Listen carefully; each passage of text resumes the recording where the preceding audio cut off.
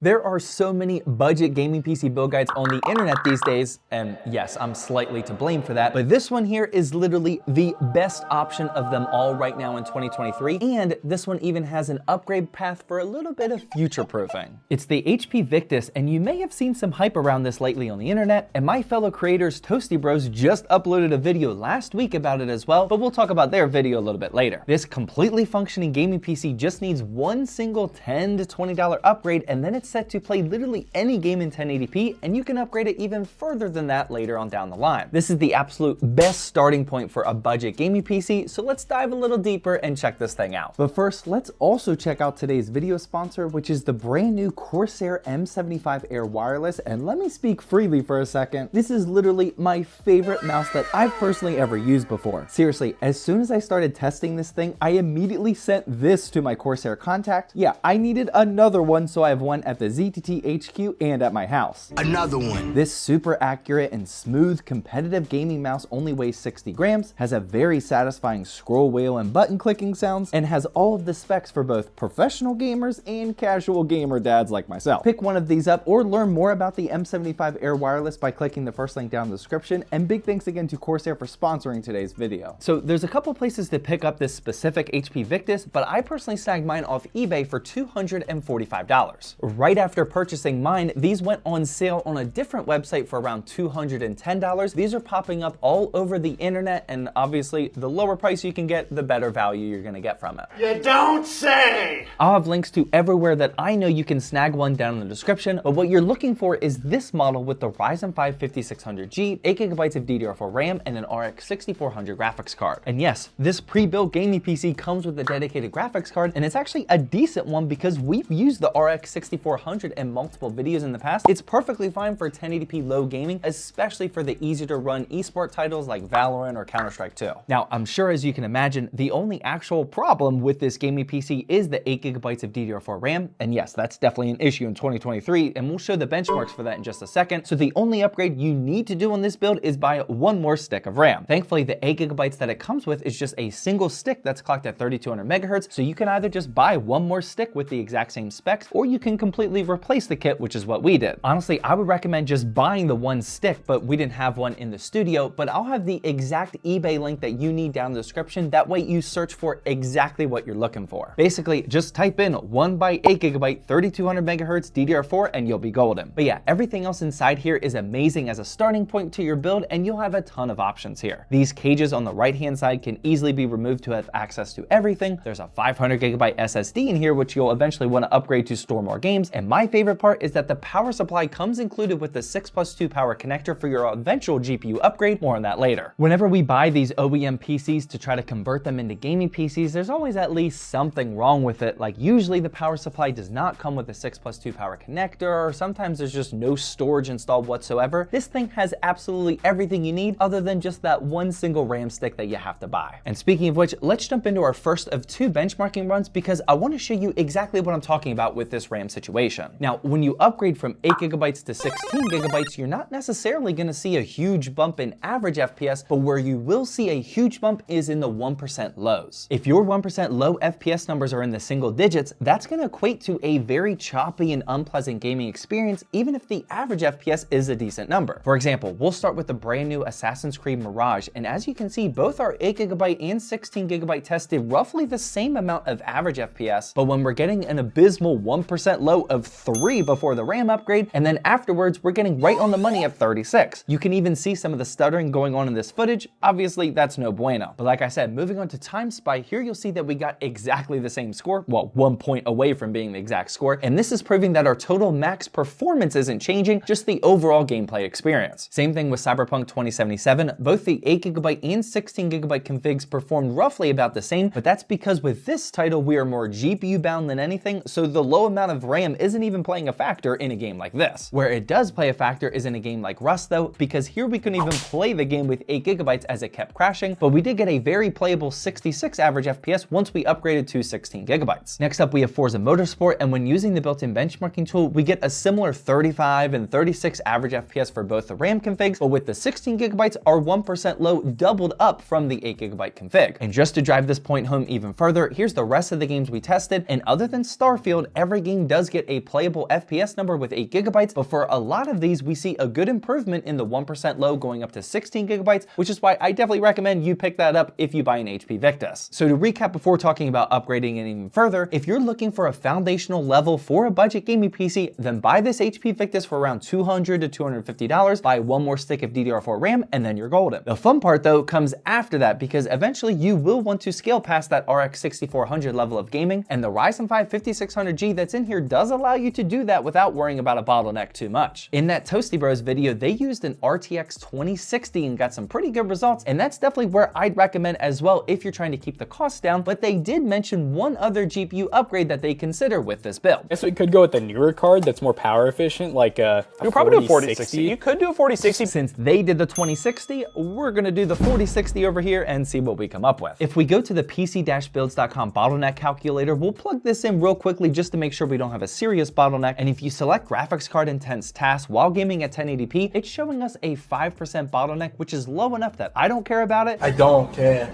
I don't. But I definitely wouldn't recommend going any higher with the 5600G. The other thing that I would recommend upgrading is the 500 gigabyte SSD, because that is not a lot of space, and if you play a lot of games, it's not gonna last you long at all. Now, the motherboard only includes one M.2 NVMe port, so you'd either have to completely swap out the SSD that's already in here, or you could potentially buy one of these little PCIe to NVMe adapters for like 10 bucks. I haven't used these myself, but since this is a PCIe X1 device, your SSD speeds will be limited to one lane. Usually NVMe slots are by 4, but it's an option nonetheless. There's also SATA data ports if you just want to buy a 2.5-inch SSD as well. The other option for upgrading you probably consider is upgrading that 5600G. You're on the AM4 platform, so you have a lot of different options, but for the HP Victus, I probably wouldn't recommend that you actually do that. I haven't confirmed this myself, but I've heard from both the Toasty Bros and other people that these HP Victus OEMs don't do well with the CPU upgrade, and that's because these motherboards are specifically tailored towards whichever CPU it comes with, so it's probably not recommended. Again, I haven't confirmed this myself yet, but honestly, I really want to see what would happen if I did put a 5600X in here, but that'll probably have to wait for a different video. The GPU and SSD are about all the upgrades that I would make to this thing, but by doing that, you'll extend the life of your build for several more years, and let's see what kind of benchmarking numbers we're looking at now. Once we upgrade to the 4060, our time size score is now about triple what it was at, and we're getting just under a 10,000 score, which is amazing to see. For Assassin's Creed Mirage using 1080p in low settings, we're now getting 122, which again is about triple what we were getting with the stock config. We of course also tested Starfield, and we're getting a finally playable 65 average FPS using 1080p in low settings, but this time with a full 100% resolution scale. We also fired up Cyberpunk and all the new updates, and when using 1080p in low, we got 120 FPS. Basically, with the 5600G and RTX 4060, you can easily push these even tougher games to medium and high settings. This is actually a very capable system now. Here's all the other games we tested, and honestly, these results are crazy good for starting with an OEM build. Modern Warfare 2 is up there at 162 FPS, we got 89 FPS in Hogwarts Legacy, and everything else is looking really impressive as well. Honestly, this OEM kind of ruins the other ones for me because it's just such a perfect starting point. So if you have about $200 to spend on a starter PC that you eventually want to upgrade, this is definitely the one to get. We also haven't even mentioned that the aesthetics of this build are honestly pretty dialed in for just an OEM PC, especially from HP. We got this cool light up design up here at the front, and overall this just looks very clean and minimal. If you want to check out even more information about the HP Victus, then we'll have the Toasty Bros video linked down in the description, and if this type of PC is still a little bit too expensive for what you want, then feel free to click the video that's on the screen now.